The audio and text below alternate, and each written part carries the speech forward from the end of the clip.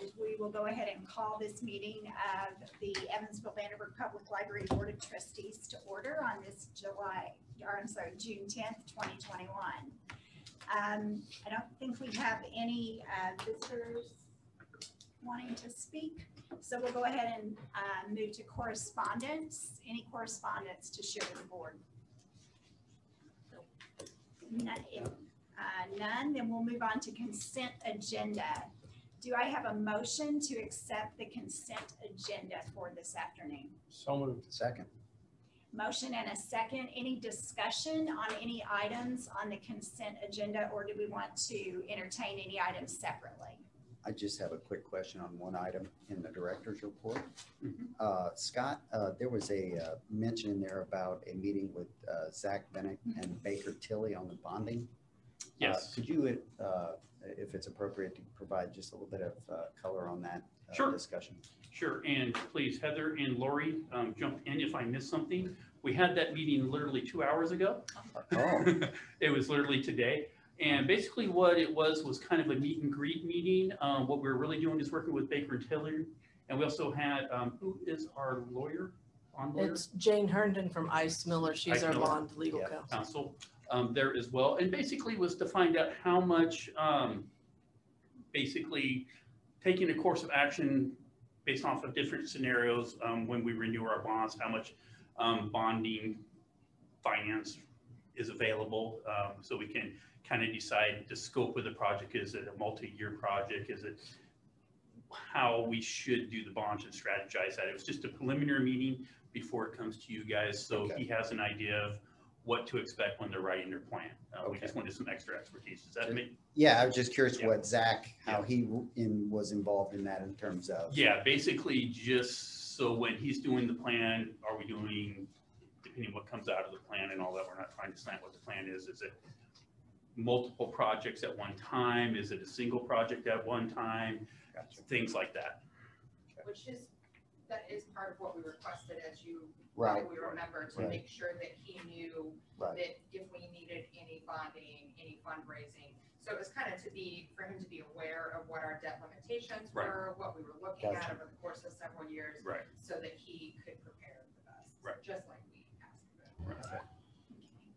And Rick, did you have a question as well for discussion? I know it's going to be hard to believe, but it was the exact same question that Richard asked. It was about the bond. I just had wanted to know, and you answered it, that no funds, no amounts were discussed. It wasn't like we were already jumping to building buildings. No. That's exactly- No. That's exactly where I was going. I had one question about that very first item about the master planning process meeting that happened in May. Just it mentioned focus groups and on-site visits occurring later in June. Just wanted maybe a little elaboration on that piece. Essentially, Zach came into town and Heather and I gave him a tour of Evansville. It's been a while since he's been down here. Showed him the facilities, did a walkthrough, showed him everything from back of house mechanicals to front of house and how the facilities are used, introduced them to staff, things like that. Basically, a full tour of Evansville. From there, we discussed kind of the ongoing plans. When are we going to try and plan focus groups, meetings, surveys, and stuff like that? And we're trying to get that. Actually, he and some of his staff is working with Heather right now, who's working on getting those scheduled for us. We also had him speak briefly with Lori and asked for the meeting set up with Baker Tilly came out of, to make sure we're all on the same page financially of what the scope could actually be, so we're staying in our restrictions if we should need that, and the big if is should we need that.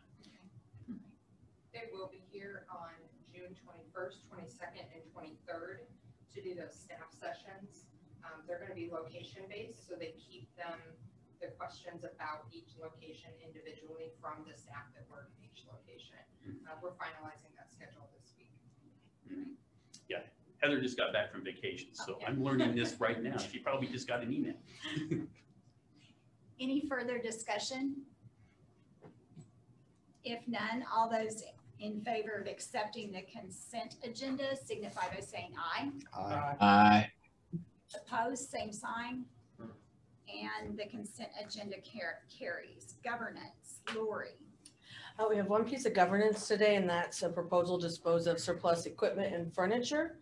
And you can see the list there is mostly all furniture with the exception of a couple of the old bubble back TVs, the 32-inch ones, and a couple of or microwave and a couple of stands that go with the TVs. Otherwise, everything else is pretty much furniture, and it's furniture that's either been replaced or has become broken or ripped so poorly that we can't utilize it anymore. So we request that this list be declared surplus and allow the foundation to dispose of, auction it off, however they see fit, if it has value.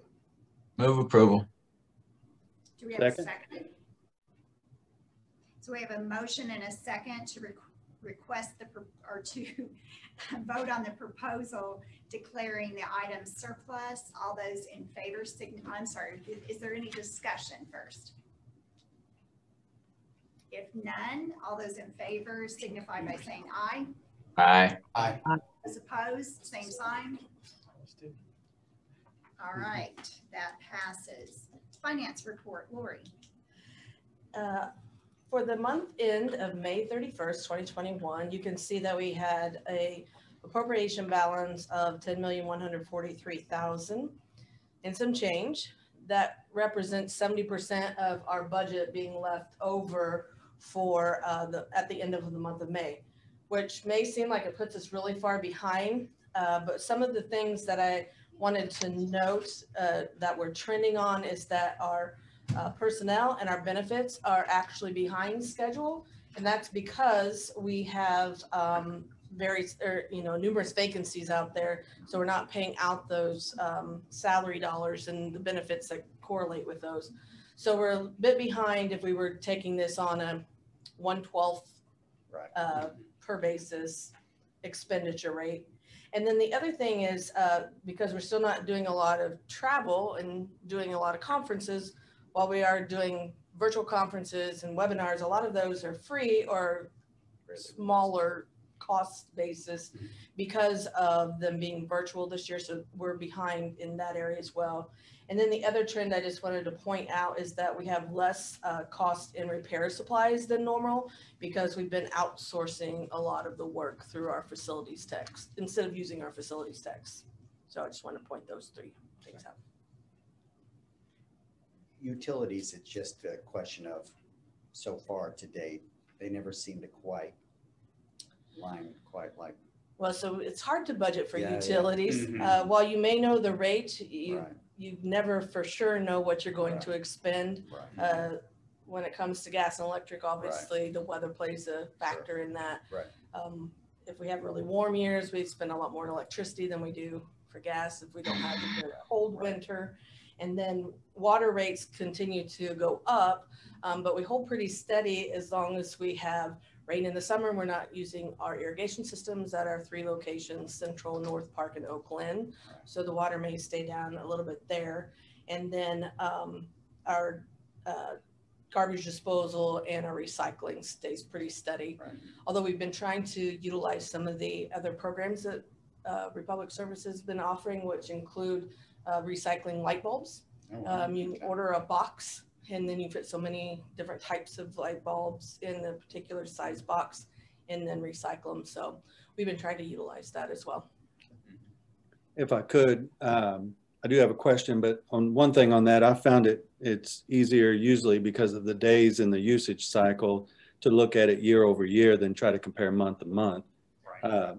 But since you had brought up the personnel aspects of the budget report, Lori, I have noticed that on the last couple of personnel consent items, there's some unfilled positions that are continuing on. So say like the custodian at the Central Library. Are things going okay? Do we have plans to fill those, or is that just something that kind of stays open on an ongoing basis? Actually, I'll give you an update. real quick verbally here on the personnel, we are doing a lot of hiring right now. There's a couple positions that we are having difficulty getting qualified applicants. One of those positions is what you just addressed, was part-time custodial position. I believe we have 2 left that we need to fill. We filled them and then had some people leave once they came. They're kind of a transitory position, but we do have some other positions that are open that we're still in the process of interviewing.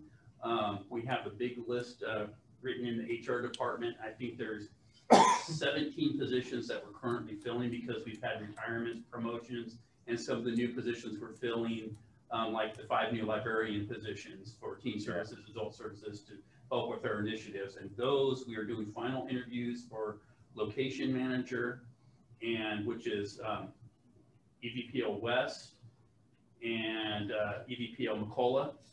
And we'll hopefully be hiring a really good qualified candidate next week. And we have the 5 librarian final interviews next week as well. And so hopefully we'll be hiring new librarians as well. And that will take a big chunk out of those open lists. The big money position that is still open right now is the COO position. And we are just waiting to advertise that until we get some of these other more critical front of house positions filled. Thanks, Scott. So you feel really comfortable? Oh, I know it's a lot going on, but you feel comfortable with it? Yeah, the one other position that we are having a little bit difficulty is Lori in S&G has an accountant position open that also does some payroll, and we're advertising, and we just received a couple new applicants in the last week, and we're hoping, we've done 1 interview with a good candidate, but we wanted a little bit larger pool. But the financial positions are really hard to fill right now. I've heard that from other library directors. Yeah. And we're feeling that crunch too, and we just want to make sure we get the right person when we're doing this hiring. So we're doing our due diligence. Good deal. Mm-hmm. All right, report of investments. Okay, for investments as of the end of May 31st, 2021, we have a balance for all 4 funds of $10,966,500.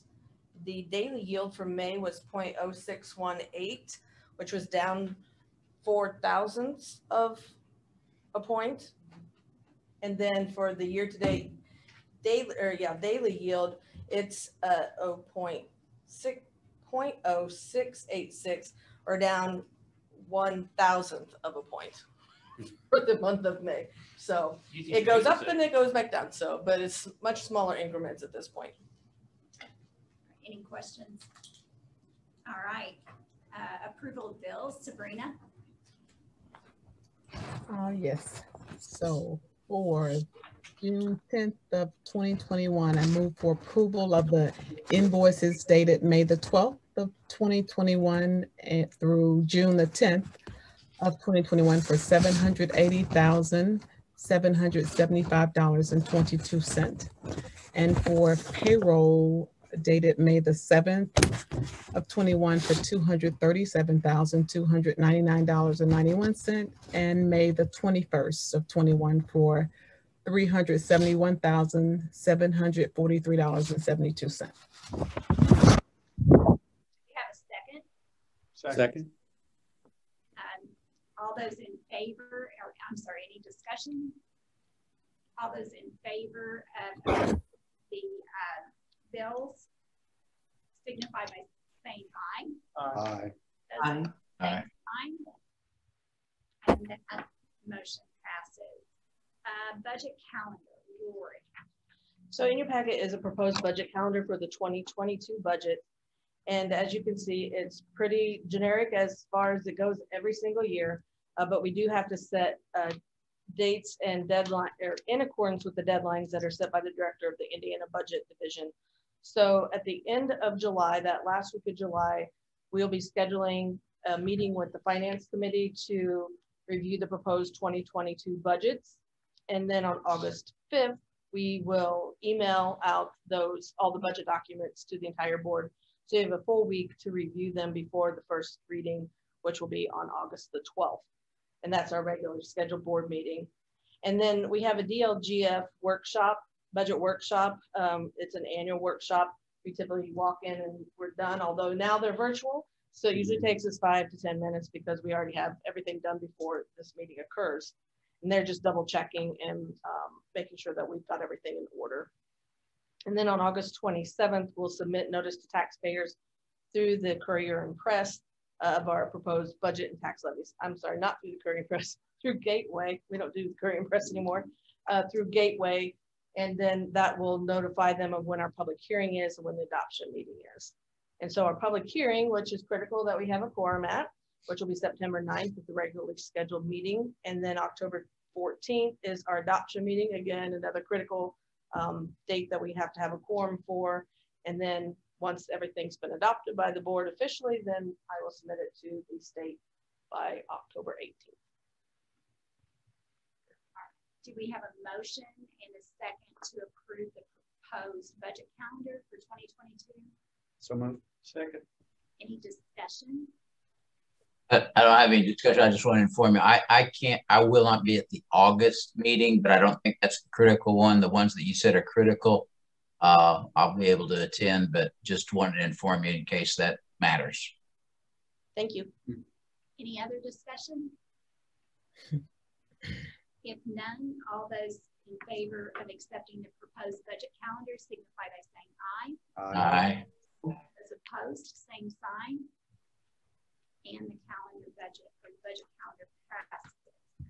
Other business, staff spotlight. Yes, and with us today, we have our University of South Alabama social work summer intern, Alicia Harris. She's also a former employee. She went back to school to continue her education advancement in social work. So she's here to tell us about the internship that she's doing with us here at the library. We can get you. Oh, thank you. So hi, I'm Alicia. University of Southern Indiana. I'm sorry. That's okay. It's okay. I caught it, and I was thinking there's something going on here. That's all right. Yeah. It's true to your heart, right? Yes. Yeah, exactly. So I yeah. think old habits die hard. Right. So I'm here for a 425-hour placement this summer. So this is a continued, and I think growing, I hope, partnership with USI and EVPL. And like Scott said, I worked here at Central for 2 years as an experienced navigator. So I think that gives me a unique position in that I had a foot in both worlds, right? And I can see the linkages, I think, between library work and social work. And I'm already seeing that there's so many alliances with our values and our ethics and our aims, you know, between library and social work. So my placement is generalist, not clinical. So what that means is that I'm using a broad range of skills like brokering, education, facilitation. I'm creating service plans, broad-based interventions, basically to fit client needs. And that means patrons and staff. So Charles and I co-developed this internship. It's research-based. We looked at a really great resource with the social work student, and I think it was called Public Library Partnerships through Web Junction. And we discovered that there were 80 libraries that had partnerships with social work students and in universities. And I think that's because libraries have a wonderful learning opportunity for social work interns. I think that also they provide community members with services, critical services that normally that go beyond what standard library offerings provide. So those partnerships nationally, I wanted to give you like a big picture, is that they usually do needs assessments for staff, for patrons, staff training, and then outreach on the micro, the meso, and the macro levels. So my work is very similar. I'm doing a staff needs assessment. I'm leading an 8-week program for self-care and well-being for staff. So we met last week and we talked about compassion fatigue, burnout, secondary vicarious trauma. And I'm bringing in experts, mental health experts from the field to do education. So that kind of hits that staff training pot. As a part of my competencies that I have to hit, I'm doing policy investigations with our community partners to see what barriers may be there or what's working well. And then outreach programming as well, that's therapeutic in nature. So really like the big picture here, big questions that we're asking are where the library fits and what is our role? And we're looking inwardly and outwardly with those questions. Any questions? Yeah, just a quick question. I know you're on that committee, and Charles is as well, on that poverty, the leadership, and I forget the name of it. 2025. 2025. And I know there are several action groups that are oriented toward connecting various social services organizations here in the community. I know I had tried to connect Heather. I provided a couple links with Tim Wire and others to let them know.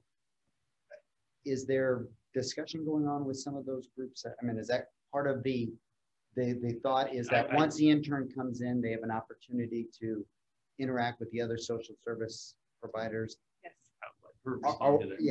Yes. Is there a chance we can have some of those people also come in, tour, and see what's going on so they can get a better feel as well as the environment, I think? Yeah. Because I think there's a lot of anecdotal belief of what goes on here, as because since we're an open facility and how the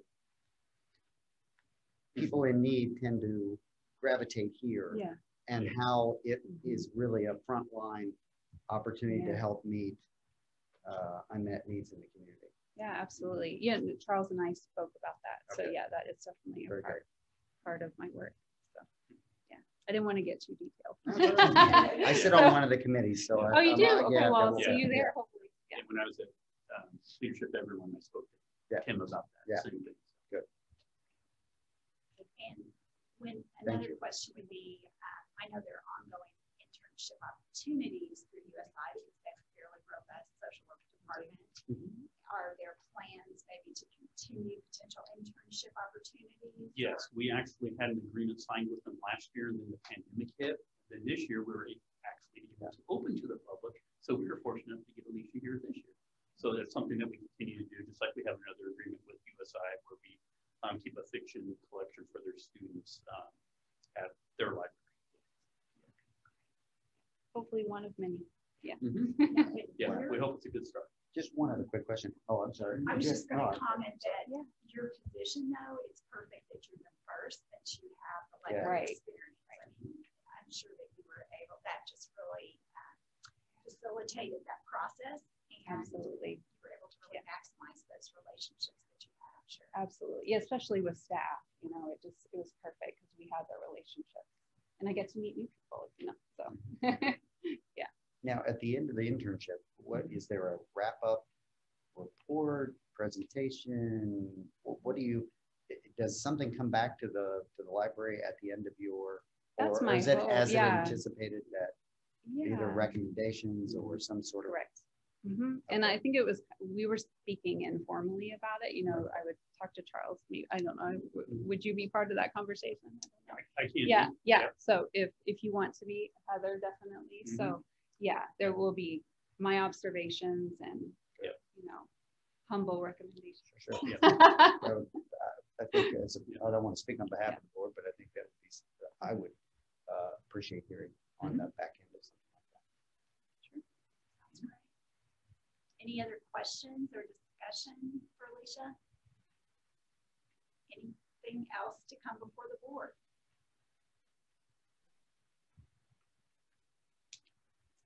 The announcements. Okay, a few announcements to go over quickly here. Summer Library celebration is going really, summer reading celebration is going really well.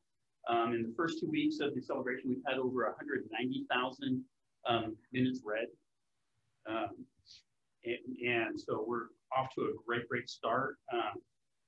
And on that note, Cassie reminded me before the board meeting, we do have our summer reading t-shirts for board members. If you'd like one, just let us know. And Cassie and her staff will get you one.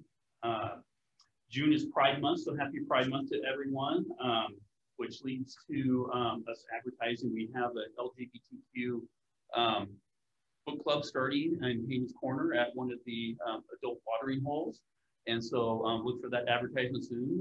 Should be very good reading for folks who are interested in that. In-person library visits to the library is picking up very, very well. It's nice to see the folks in there. I can see the staff excited about seeing people. For the most part, you know, we're still getting used to having people in there, but for the most part, everyone's excited to see all the people coming in.